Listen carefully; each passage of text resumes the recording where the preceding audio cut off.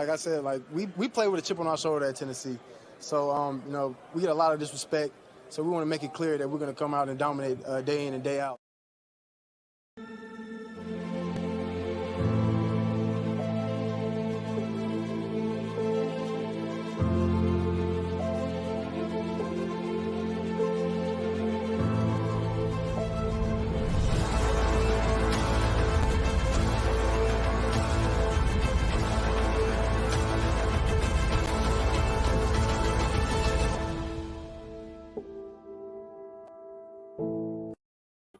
Welcome to the Talkin VAWLS Network. My name is Boogie Bentley. Continuing our countdown to spring practice. Less than 2 weeks away. Excited, ready to get into this thing. We're going to talk about the running back position today. And, it's one of those deals where a lot of people think that Josh Heupel's offense is a pass-happy offense. You think about Hendon Hooker. You think about Jalen Hyatt, Cedric Tillman, Brew McCoy slinging the rock around all over the football field. But that's not necessarily the case. Josh Heupel's offense starts with the ground game. It starts with establishing the running game.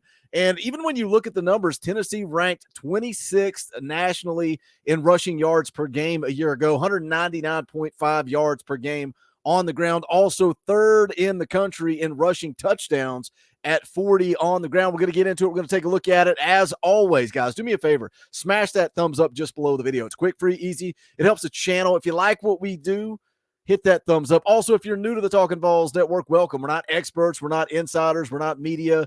This channel is for the fans, by the fans. If you dig it, make sure you subscribe. Click that bell for notifications. You're not going to miss out when we go live or when we drop a video. We got a live stream coming tonight. Tonight, Wednesday night, 7 p.m. Eastern time. We're going to break down the offensive side of the ball, what we're excited about, what we're concerned about as we head into spring camp. And we also want to get your opinion, what you guys are excited about. So join us tonight, 7 p.m. Eastern time. Myself, VAWLS JP, Coach Jay is going to be on hand. Dauber's going to be in the house. Should be a fun stream tonight. So hope you guys will come check it out. Let's jump into it. Let's talk about first and foremost what Tennessee is bringing back for 2023. And that's really their main three running backs, Jalen Wright, Jabari Small, Dylan Sampson. Obviously, Justin Williams-Thomas into the transfer portal. That's kind of a disappointment. A lot of people excited about him when he came in with the class of 22. You had Dylan Sampson and Justin Williams-Thomas, and a lot of people comparing the two. Dylan Sampson really got a whole lot less buzz until we got into spring camp. Then Dylan Sampson really started to excite everybody, and he's a guy that I cannot wait to see what he looks like in 2023. But you look at the veterans, the leadership in that running back room. Jabari Small, Jalen Wright. Now, something that concerns me is you look at those three running backs, and we're going to get into the freshmen coming in from the class of 23. We'll get into those guys in just a little bit. But when you look at guys with experience, guys, upperclassmen, it concerns me that Tennessee just has the three scholarship running backs in Wright, Small, and Sampson, because, look at Jabari Small's track record. It is what it is. You can say I'm hating. You can say I'm being negative. Jabari Small has shown to be injury prone. It is what it is. Can he stay healthy for a full season in the SEC? I don't know. That concerns me. Jalen Wright, on the other hand, can Jalen Wright have a breakout year? And I say that breakout year, even though he was the leading rusher in 2023. You can see the numbers there on the screen. Jalen Wright, 146 carries, 875 yards, and 10 touchdowns, average 6 yards per carry on the ground. Jalen Wright had a pretty solid season. I mean, you look at Wright, Small, 875 yards, Small, 734 yards, 23 touchdowns combined. That's pretty good numbers on the ground. But can Jalen Wright take that next step? Can he have that breakout season? Can he get 1,000 yards on the ground? When's the last time Tennessee had a 1,000-yard rusher? Now, the biggest concern, Jabari Small, stay healthy. Jalen Wright, hold on to the football. Nothing is going to lose carries. Nothing is going to get a running back put on the bench like putting the football on the ground. You go back to last year. You look at the numbers. Ball State game. Jalen Wright coughed up the football. Pittsburgh game. Jalen Wright coughed up the football and lost it. LSU put it on the ground. No damage done. Georgia lost fumble. He put the football on the ground way too many times a year ago. So Jabari Small, can he stay healthy? Jalen Wright, can he hold on to the football? That's my biggest concern. I think Jalen Wright is ready to have that breakout year. That's the title of the video. breakout year? Can Jalen Wright get that 1,000 yards rushing? Can he hold on to the football? Because I think if he protects the football, I think he's going to get more carries. And we're going to see that 875 yards bump up over 1,000 yards. I think it's Jalen Wright's time to shine. What about Dylan Sampson? Because he's electric. We all know it. We've all seen it. We've all talked about it. Post-game shows, Wednesday shows. We're always talking about Dylan Sampson. Everybody's excited about the young running back. Had almost 400 yards on the ground, averaged almost 7 yards per carry. I like the little wrinkle with Dylan Sampson and Hendon Hooker running the little option stuff. And I think we could see some of that with Joe Milton, not necessarily read option, more of a straight pitch option. I think would be good for Joe Milton and Dylan Sampson. But again, averaging almost 7 yards per carry, had 6 touchdowns on the ground. Can Dylan Sampson take that next step? Where was he in the Orange Bowl? We didn't really see Dylan Sampson. He returned kicks, but we didn't really see him. Looking back, I don't think he took a single snap at the running back position. So can Dylan Sampson take that next step? That's your 3 upperclassmen that are returning. Again, I'm concerned. I would like to have 4 instead of 3. That's what happens. You know, Laneith Whitehead into the portal. Justin Williams-Thomas into the portal. That concerns me. So you look at the class of 23. What's coming in as true freshmen? Can anybody coming in make an impact? It's difficult for a true freshman to come in, particularly at the running back position. When we're talking about pass protection, when we're talking about pass protection schemes, that's something that is difficult for freshmen to pick up on. So you can see there, Go Balls 247, Deshaun Bishop, 3-star prospect out of Knoxville, Tennessee. Khalifa Keith, 3-star prospect out of Alabama. Keith's got that big size, 6 foot, 235 pounds. I like him in the running back room. Can he be that short yardage back? Can he be that big, physical, short yardage back? Is that why they recruited him to Tennessee?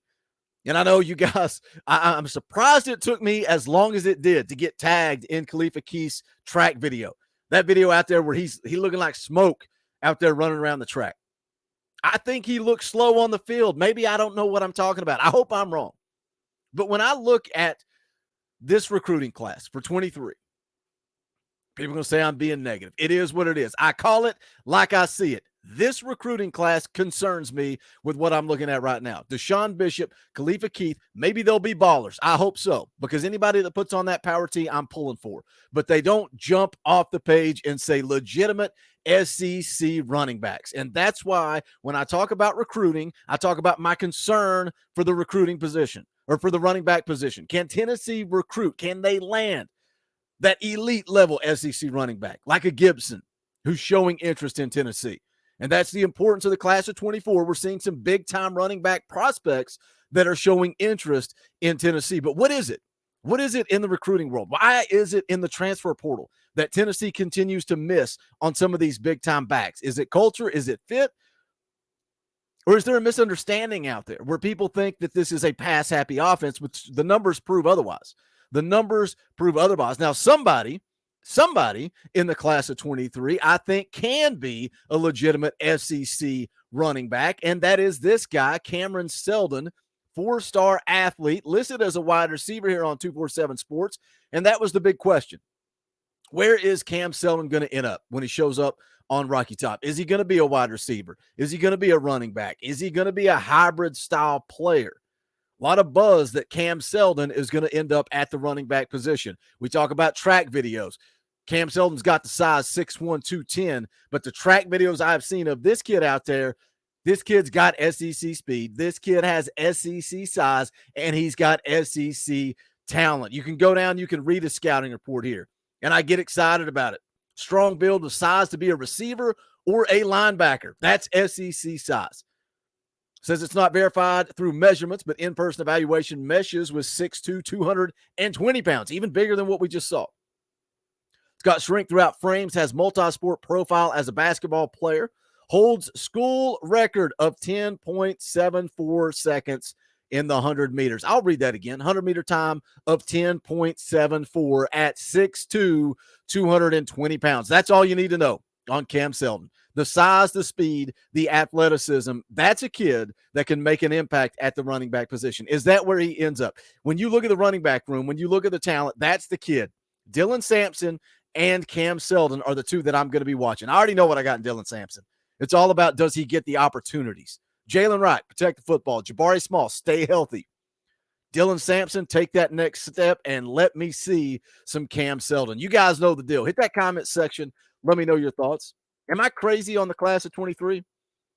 Am I crazy for thinking that Tennessee didn't land high-level SEC talent? One thing that I will never do is sugarcoat it. I keep it real. I give my opinions. Right, wrong, or indifferent. You guys feel free to argue with me. That's what this channel is all about, for the fans, by the fans. Make sure you do smash that thumbs up on the way out the door. I would appreciate it. Also, go check out the merchandise, bonfire.com/store/talkinballs. We appreciate the support. Also, thank you to the members of the channel supporting what we do. I could not do this full-time as a job without the members. If you want to be a part of that, hit the join button down below. It's as little as $1 a month. If you got an extra $1, you like the content, you like the videos, you like the live streams, hit that join button. You can become a member. You get a power T beside your name tonight on the live stream. I try to highlight members' comments. You get access to custom Talking Balls emojis. You can put them in the comment section or in the live chat.